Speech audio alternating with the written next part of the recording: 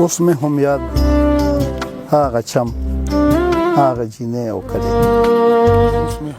اوس مې هم یاد دی هغه چم هغه جینۍ او کلی او څنګه به هېره کړم هغه لیونۍ او کلی او زما د عمر سرمایه زما د ژوند د ساسه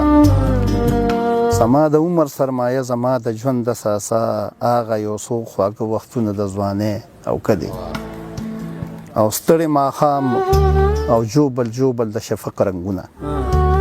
ستړی ماښام او جوبل جوبل د شفق رنګونه د پوري چم هغه خاموشه ودانې او کلی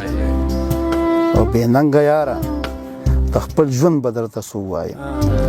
بې ننګه یاره د خپل ژوند به درته څه ووایم او په مات زړګي کې یو احساس د نادانې او کلی او کماله ستا خلوص به چا ته خپل ځان سپینوي کماله ستا خلوص به چا ته خپل ځان سپینوي او د خلکو زړونو کې بلخا بدګمانې او کلی چې زه د خپل ذات دننه ډېر یوازې شوی یم زه د خپل ذات دننه ډېر یوازې شوی یم او راشه اشنا له حده تېر یوازې شوی یم او ته د دنیا سره خندا کوه خوند دخله د ژوند ته د دنیا سره خندا کوه خوند دخله د ژوند او زه په غمونو کې راګیر یوازې شوی یم او ستا د زما د محبت په بېوسۍ قسم وي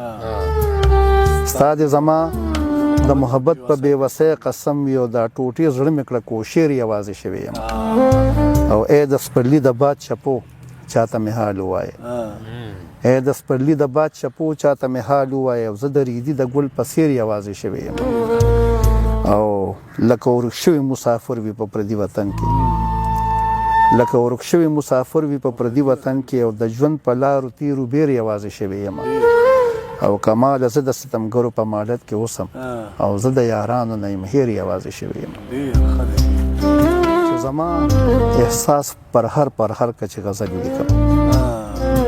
زما احساس پر هر کچې غزل ولیکم او زړه د مې ډېر داغونه ورکه چې غزل ولیکم او چې ساه مې ډوبه شي خو بیا هم ترې راونه خیجم چې ساه مې ډوبه شي خو بیا هم ترې راونه خیجم درد راته داسې سمندر که چې غزل ولیکم او ما سره لوز د وفا وکړه خو پوره یې نه کړه ما سره لوز د وفا وکړه خو پوره یې نه کړې او مات مې اعتبار او مات مې باور که چې غزل ولیکم او جوړې یاران چې مې تر څنګه په خندا تېرېږي جوړې یاران چې مې تر څنګه په خندا تېرېږي او ګرم د کلي مازدیګر کا چې غزل ولیکم او ما پشتیدلي کټ کې پرېږده چې ژړېږم ورته ما پشتیدلي کټ کې پرېږده چې ژړېږم ورته او چا د رباب په لاس کې ورکه چې غزل ولیکم او زه په خپل کور دننه ډېر یوازې شوی یم زه په خپل کور دننه ډېر یوازې شوی یم او ما پسې بند د کوڅې ورکه چې غزل ولیکم او وایه چې اوس هم د کوټې په ګوټ کې جاړي کمال وایه چې اوس هم د کوټې په ګوټ کې جاړي کمال او په ما دا ټول کلي خبر که چې غزل ولیکم دا د ښکلو او د ګلو قصې چاته دا د ښکلو او د ګلو قصې چاته اوس به ښایو د سپرلو نندارې چاته او بس خو ماله یې دا زړه په چړو غوس کړ خدای خبر چې وخندلې هغې چاته او هغه کلي هغه ښکلي دی او موږ یو موږ به څه وایو لا نوې زړې چاته او چې زما د بربادۍ در سره غم و تا کولی هغه تورې خیرې چاته او زه چې درومو د ړندو په خاریه کې زه چې درومو د ړندو په خاریه کې بلو دغه د اوښکو ډیوې چاته او لیونو هغوی خو دشتې درته پرېښوې ښایي اوس د ګریوانونو ریښې چاته او داسې څوک دی چې به تا یاد کړي کماله روڼوې دغه د اوړي غرمې چاته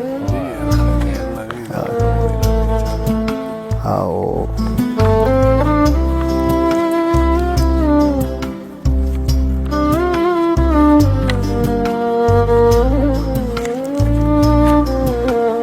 فکر مکوه فکرونه به دې مړ کړي